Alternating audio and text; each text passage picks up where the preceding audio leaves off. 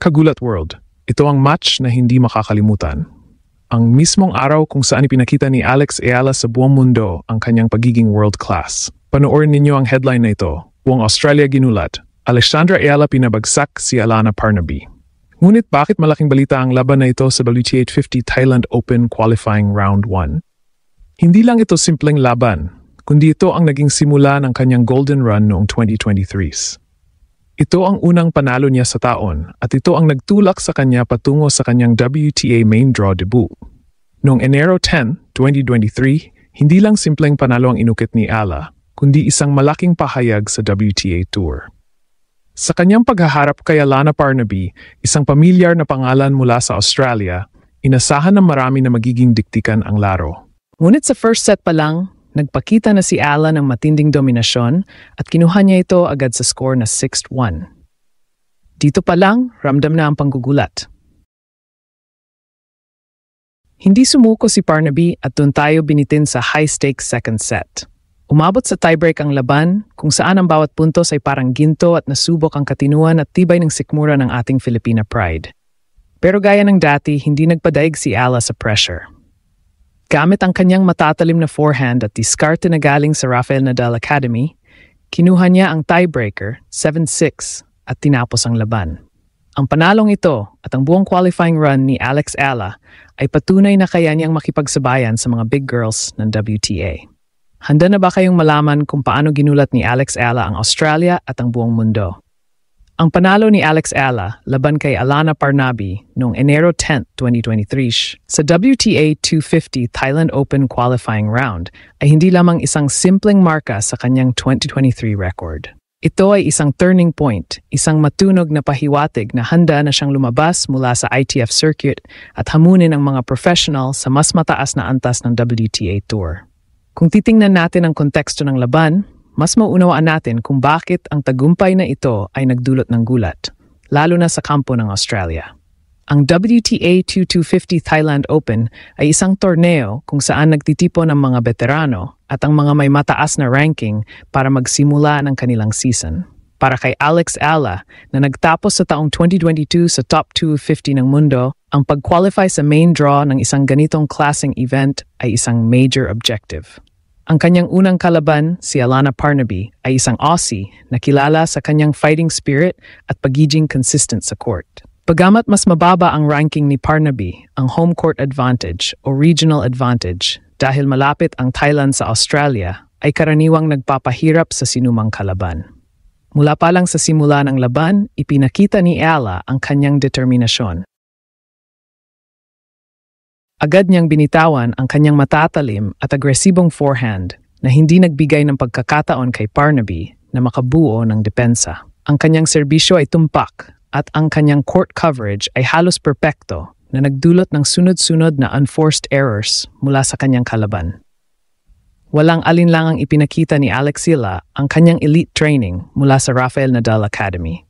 Sa loob lamang ng ilang sandali, naselyuhan niya ang unang set sa isang dominanteng 6-1. Ang ganitong blowout score laban sa isang profesional na manlalaro ay nagdulot na ng pagtataka sa mga nanonood. Gayunpaman, hindi nagpatalo si Parnaby. Sa pagsisimula ng second set, nag-adjust siya ng kanyang discard, pinatibay ang kanyang depensa at sinimulang ipitin si Eala sa mahabang rally. Ang second set ay naging salamin ng tunay na digmaan sa WTA Tour. Nagpalitan ng breaks, naghabulan ng puntos at tinala ang emosyon ng laro sa pinakamataas na antas. Ang set na ito ay umabot sa tiebreak, ang paboritong lugar ng mga heart-stopping moments sa tennis. Sa 7-point tie-break, ang presyon ay nasa balikat ng parehong manlalaro. Ngunit dito natin nakita ang mental toughness ni Alex Eala. Sa critical na sandali, lumabas ang kanyang karanasan sa mga junior Grand Slams at ang kanyang kakayahang mag-execute ng plano sa ilalim ng matinding kaba.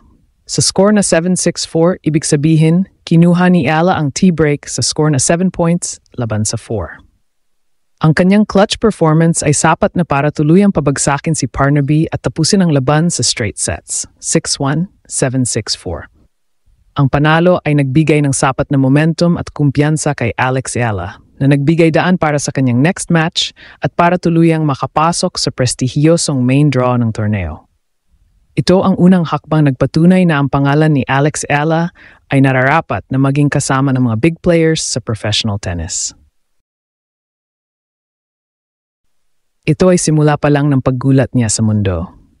Matapos ang nakagigimbal na panalo laban kay Alana Parnaby sa qualification round 1, hindi nagpahinga si Alex Ayala. Ang tagumpay na 6-1, 7-6 ay nagbigay sa kanya hindi lamang ng mga puntos, kundi pati na rin ng matinding kumpiyansa na kailangan niya para harapin ang huling balakakil patungo sa main draw ng WTA 250 Thailand Open. Sa qualification round 2, hinarap niya ang isa pang powerhouse, ang Belarusian na si Kristina Dmitruk, na dating US Open Girls Singles runner-up. Hindi ito simpleng laban. Ito ang do-or-die match na magsaselyo ng kanyang kasaysayan. Dito, ipinakita ni Ayala ang kanyang consistency at poise. Sa kabila ng mataas na stakes, napanatili niya ang kanyang agresibong laro. Kinuha niya ang first set sa score na 6-2. Sa second set, lalong uminit ang laro at lumaban ng husto si Dmitruk na dinala ang score sa diktikan. Ngunit sa huli, nagawang manalo ni Alex Ayala sa 6-2, 7-5 na panalo. Sa tagumpay na ito, formal siyang pumasok sa main draw ng isang WTA 250 tournament bilang isang qualifier. Ito ang kauna-unahang beses na pumasok siya sa main draw ng isang tour-level event nang hindi gumagamit ng wildcard, na nagpapatunay na karapat-dapat siya sa kanyang pwesto batay sa kanyang sariling kakayahan. Ang gulat na dulot ng kanyang tagumpay ay naramdaman na ng buong Southeast Asia, lalo ng mga Filipino fans na nagtungo pa sa Hua Hin, Thailand para manood. Ang main draw ay nagdala ng mas malaking hamon.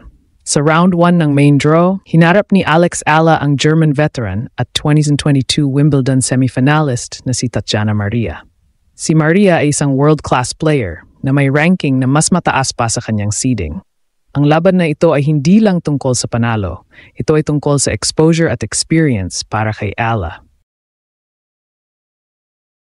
Bagamat natalo si Alex Ayala kay Tatjana Maria sa score na 2-6, 2-6, ang laban na ito ay nagbigay ng mahalagang aral. Ipinakita ni Ayala ang kanyang kakayahang makipagpalitan ng rally sa mga veterano at mas mataas ang ranking. Ang karanasan na maglaro sa main draw ng isang WTA event laban sa isang Wimbledon semifinalist pa ay gintong aral na hindi matutumbasan ng anumang puntos. Ang buong karanasan sa Thailand Open, mula sa paggulat kay Parnaby hanggang sa pagkuha ng slot at pakikipaglaban kay Maria, ay nagbigay ng blueprint para sa kanyang buong 2023 season. Ito ang nagbigay daan sa kanyang mga sumunod na tagumpay sa ITF W25 titles at sa kanyang patuloy na pag-akyat sa WTA ranking na siyang magiging sentro ng ating Part 3. Ang kanyang pagsabak ay nagbigay ng pahiwatig na may Filipino na kayang makipagsabayan sa elite na bahagi ng world tennis.